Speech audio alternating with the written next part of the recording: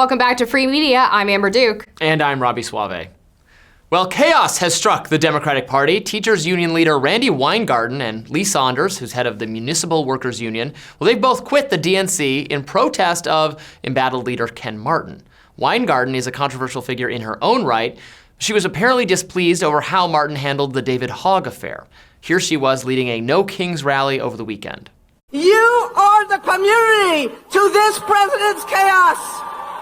And together, we build a future of opportunity and justice for all.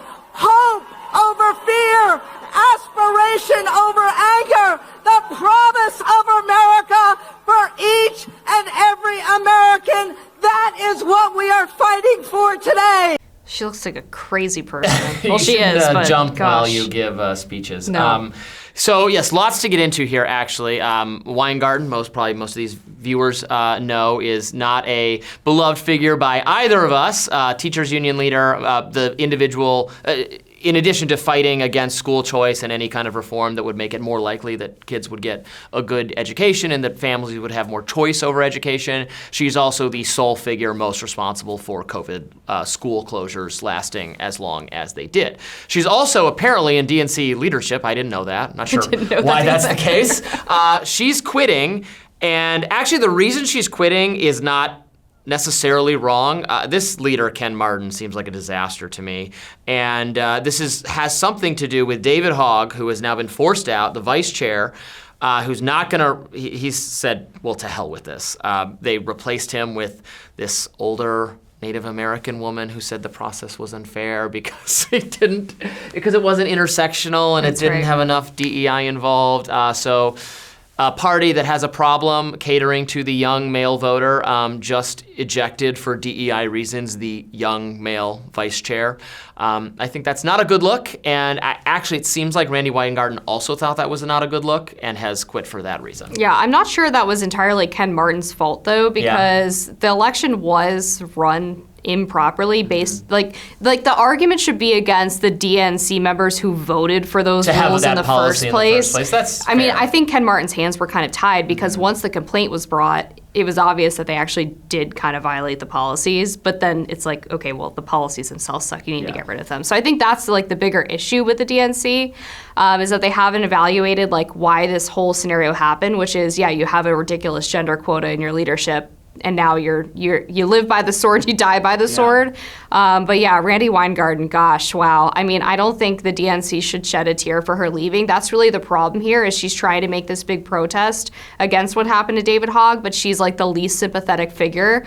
If they had someone on staff who was actually decent and understood the way, like what happened in 2024 and why they lost so miserably, and someone who isn't hated by at least half of the American public, maybe them quitting would send more alarm bells. Yeah, I think that's fair enough. I was a little turned off by Ken Martin when there's news came out. There was a recording leaked. I think it might have been leaked by David Hogg. I don't know, where he's talking to David Hogg and being like, "Because of this, I don't even know that I want to be the chair anymore." I don't. Oh like, yeah, it's yeah. Like, it was very sad, sack think defeatist. Did you think this job was going to be easy? You taking leadership of the Democratic Party at a time of historical difficulties for it, where it's very directionless and it has to have some actual battles about the direction it should head.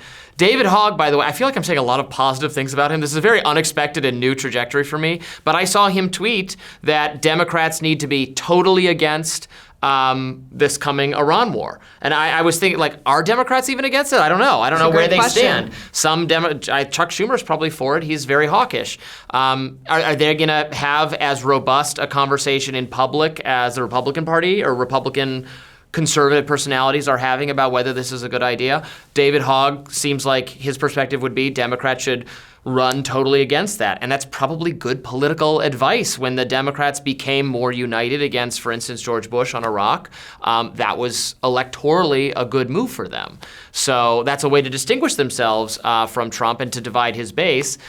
I don't have any trust that Democratic leadership even knows that or will pursue that. Yeah, I think if you could say anything about Ken Martin, he seems kind of spineless and listless. Like, he doesn't really know what he's doing or if he's supposed to do anything. He's just kind of there.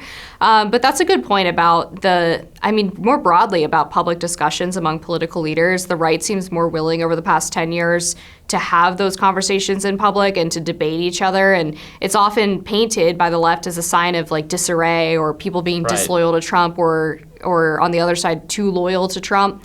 But then you have the Democrats who are in lockstep on everything. And the problem with that is if you find yourself in lockstep on the wrong side of a policy, your entire party is sentenced to damnation. Yeah, the Democrats are far more disciplined than Republicans at this point in time, which is fascinating, but it has that exact effect. It has made the Democrats seem like the anti-free speech party, like the one where you can't say what you think if you disagree with leadership. It's why they don't have a Joe Rogan type figure. It's why they don't have someone who is heretical, but who can nevertheless steer people in a democratic direction, because the idea of dissenting from a cultural or elite orthodoxy has now become very anathema on the Democratic side. Not entirely. I won't say there are left people who will criticize the Democratic Party, but that's mostly from outside any position, increasingly outside influence. Even like the did you actually? We should bring this up now. Did you see the New York Times non-endorsement in the mayoral? Of Mamdani. Was that the weirdest thing you've ever read? Where they said not to rank Mamdani, the Democratic Socialist, at all. Keep him off the ballot entirely, but have Cuomo on the ballot. It's effectively an endorsement of Cuomo, someone they called on to resign.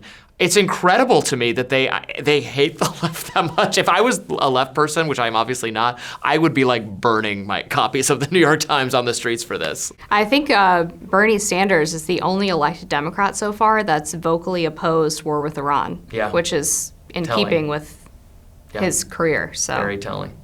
All right, thanks for watching Free Media this week. We will be back next week. When else? See you then.